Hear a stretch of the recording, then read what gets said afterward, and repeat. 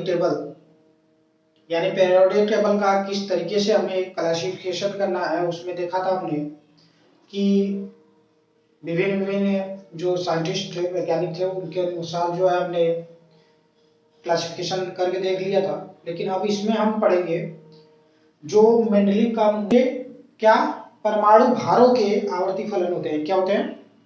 तत्वों के भौतिक एवं रासायनिक गुण, उनके परमाणु भारों के क्या होते हैं? आवर्ती फलन होते हैं। यानी इसका मतलब कहने का ये है कि जो तत्व होते हैं, ठीक है, उनको हम आवर्त सारणी में परमाणु भारों के बढ़ते हुए क्रम में रखते हैं, तो एक निश्चित परमाणु भार के बाद क्या होता है, दूसरा अगर तत्व जब आता है तो क्या करता है, अपने गुणों में समानता व्यक्त करता है। बस इतना कहने का मतलब है इनका, ठीक है। तो आइएगा अब देखते हैं इन्हीं में मेंडलीव की मूल आवर्त सारणी के मुख्य तथ्य, ठीक है, मुख्य तथ्य क्या रहे। अब देखिएगा पहला जो पॉइंट रहा इसमें कि इस आवर्त सारणी में, ठीक है, इस आवर्त सारणी में जो तत्वों को रखा गया, ठीक है, उसको क्या किया गया, परमाणु भार के बढ़ते हुए क्रम में रखा गया, ठीक है, समझ में आ रही बात है, परमाणु भारों के बढ़ते हुए क्रम में रखा गया, ठीक है। अब दूसरा क्या है कि इसमें जो है 8 स्तंभ, ठीक है, इस तरीके से, ठीक है, 8 स्तंभ हैं, जिसको हम क्या बोलते हैं, इसको क्या बोलते हैं, 8 स्तंभ, जिसे हम बोलते हैं क्या, समूह बोलते हैं, ठीक है, क्या बोलते हैं, समूह बोलते हैं। और 7 पंक्ति, जैसे देखिएगा ये चीजें इस तरीके से थी, ठीक है, तो इसकी संख्या कितनी थी, टोटल कितनी थी, 8 थी, ठीक है, और इन सबों की इसकी संख्या कितनी थी टोटल, ये हमारी थी कितनी, ये 7 थी, ठीक है। तो इसको हम बोलते थे क्या, स्तंभ, ठीक, स्तंभ, ठीक है, और इसी को हम क्या बोलते हैं, इसी को स्तंभ या समूह बोलते हैं, ठीक। अब ये इसकी संख्या क्या थी, 7 थी, तो इसको बोलते हैं पंक्ति, ठीक, और इसी को हम बोलते हैं क्या, आवर्त। समझ में आ रही बात है, इतना क्लियर हुआ। दूसरा पॉइंट यह, ठीक है, दूसरा पॉइंट क्लियर हुआ। अब देखिए क्या कह रहा है, क्या एक समूह के सभी तत्व के गुण समान होते हैं, ठीक है। अब समूह देखिए कहाँ है, इसमें जितने भी एलिमेंट होंगे, इस समूह में जितने भी एलिमेंट होंगे, उनके जो है गुण, जो चाहे भौतिक गुण हो चाहे रासायनिक गुण हो, वो क्या होंगे, समान होंगे, ठीक है। समझ में आ रही बातें, क्लियर हो पा रही बातें। अब देखिएगा दूसरा क्या कह रहा है कि तत्वों को क्रमबद्ध करते समय ध्यान रखा गया कि समान गुण धर्म वाले तत्व एक ही समूह में आए, ठीक है। अब इनका क्लासिफिकेशन करते वक्त ये चीज ध्यान दिया गया कि भाई जो समान गुण धर्म वाले तत्व है, ठीक है, समझ में आ रही बातें, वो क्या हो, एक ही समूह में रहे, इसी में रहे, यानी स्तंभ में, एक ही स्तंभ में रहे। क्लियर हो पा रही बातें, समझ में आ रहा। अब आइए जानते हैं मेंडलीव के मूल आवर्त सारणी जो थी, उनका जो है क्या महत्व क्या था, ठीक है, उसका महत्व देखते हैं।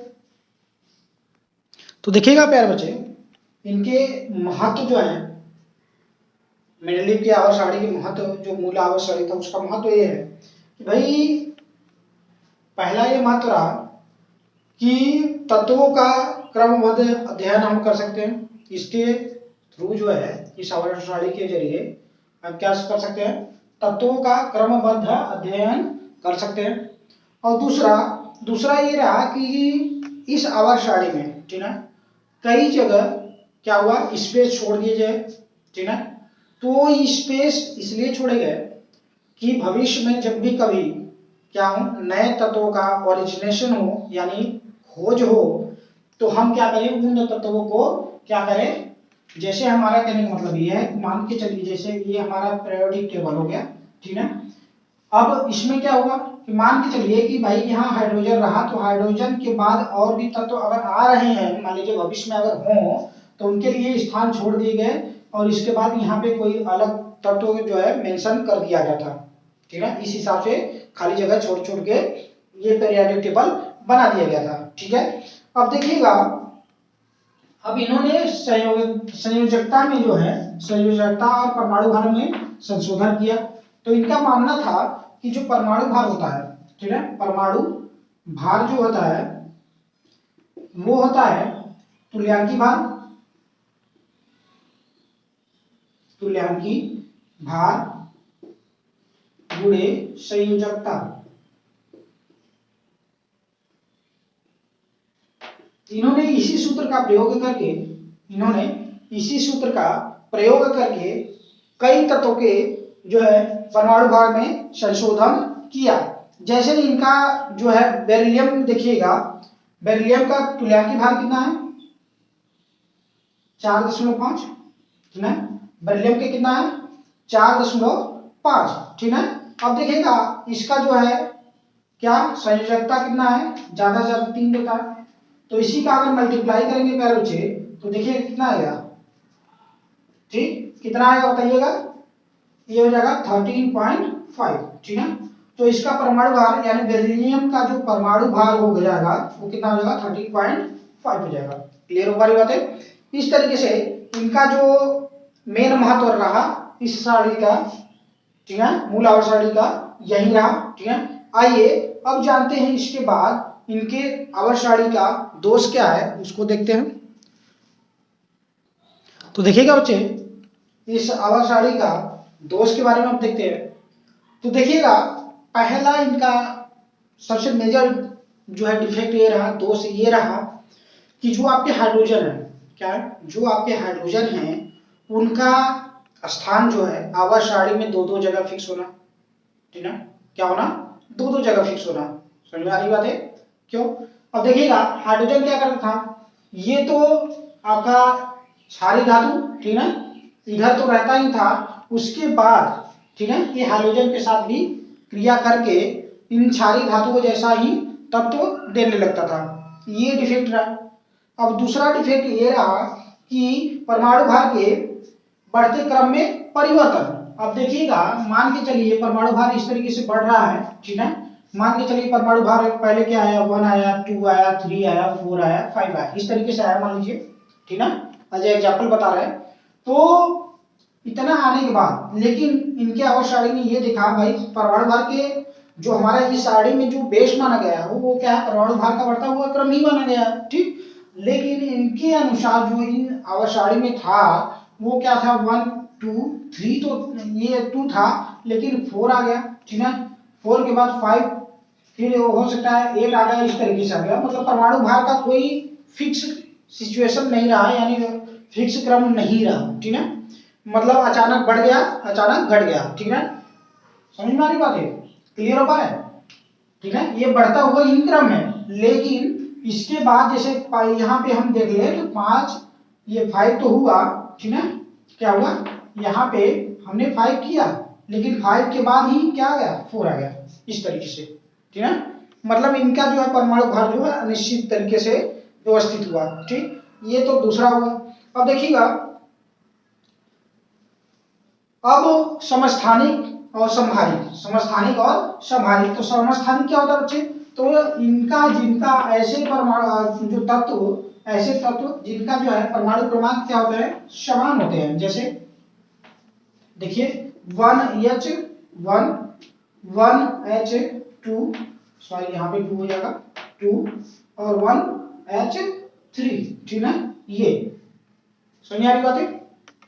इनको अलग स्थान नहीं दिया गया, समझा, समस्थानिक और समभारिक दोनों के लिए अलग अलग स्थान नहीं दिया गया, इनका एक डिफेक्ट रहा, ठीक है। अब आइए अगला है कि अक्रिय गैस, ठीक है, जो आपका इनर्ट जो एलिमेंट है अक्रिय तत्व जो है, ठीक है, इनको जो है अलग स्थान नहीं दिया, जो नोबल गैस है, ठीक है, उनको जो है अलग स्थान नहीं दिया गया। अब पांचवा जो है वो है कि जो परमाणु भार का ये जो आवर्त सारणी का मूल बेस जो माना गया था, हमें परमाणु भार माना गया था, लेकिन परमाणु भार न मान के, ठीक, जो हमें डिफेक्ट मिला वो मिला परमाणु क्रमांक, ठीक ना। तो वही बोल रहा है कि क्या कि समस्थानिकों एवं समभारिकों का स्थान तो अलग हो गया, ठीक है। अब देखिए तत्वों का मूल लक्षण परमाणु भार न मान के परमाणु क्रमांक पाया जाना, ठीक है। तो यहाँ अभी तो हमने इस आवर्त के अनुसार हमने देखा कि भाई जो एक इसका जो मूल लक्षण जो है तत्वों के परमाणु भार ही है, लेकिन मूल लक्षण क्या मिला हमारा, परमाणु क्रमांक मिला। यही 5 दूसरा, ठीक है। अब देखिए उसके बाद अब जो है मेंडलीव का मॉडर्न पीरियोडिक टेबल आता है। चलिए देखते हैं उसको, मेंडलीव का मॉडर्न पीरियोडिक टेबल। तो देखिएगा इनके अनुसार 1913 में, ठीक है, 1913 में आपके मोजले आए, ठीक है। इन्होंने बताया उसी मेंडलीव के आवर्त सारणी को ही, ठीक है, जो आपका परमाणु भार माना गया था 1913 में मोजले ने आया और उसी को संशोधित करके उन्होंने ये बताया कि जो तत्वों के भौतिक एवं रासायनिक गुण होते हैं, क्या देखिएगा डेफिनेशन क्या है, तत्वों के भौतिक एवं रासायनिक गुण उनके परमाणु क्रमांकों के आवर्ती फलन होते हैं। क्या मोजले ने कितने में 1913 में यानी 1913 में बताया कि जो तत्वों के भौतिक एवं रासायनिक गुण होते हैं उनके परमाणु क्रमांकों के आवर्तीय फलन होते हैं। क्लियर हो पा रही बातें, तत्वों के भौतिक एवं रासायनिक गुण परमाणु क्रमांकों के आवर्तीय फलन होते हैं। चलिएगा आइए इसकी संरचना जानते हैं, इस आवर्त सारणी की संरचना जानते हैं। तो देखिएगा आवर्त सारणी में पहला जो संरचना के तौर पे ये है कि जो तत्वों को रखा गया उनके परमाणु क्रमांकों के बढ़ते हुए क्रम में रखा गया, ठीक, क्या परमाणु क्रमांकों के बढ़ते हुए क्रम में रखा गया। और जो है इस आवर्त सारणी में टोटल आवर्त, दूसरा पॉइंट है टोटल आवर्त कितने हुए, टोटल 10 हुए। तो 1 से लेके आपके 8 तक तो ये तत्व होंगे, ठीक है। लेकिन फिर उसके बाद 4th 5th और 6th, ठीक है, 4th 5th 6th। तो ये क्या होते हैं, सभी के इनके जो है सम और विषम श्रेणी होती है, सम श्रेणी और दूसरा विषम श्रेणी।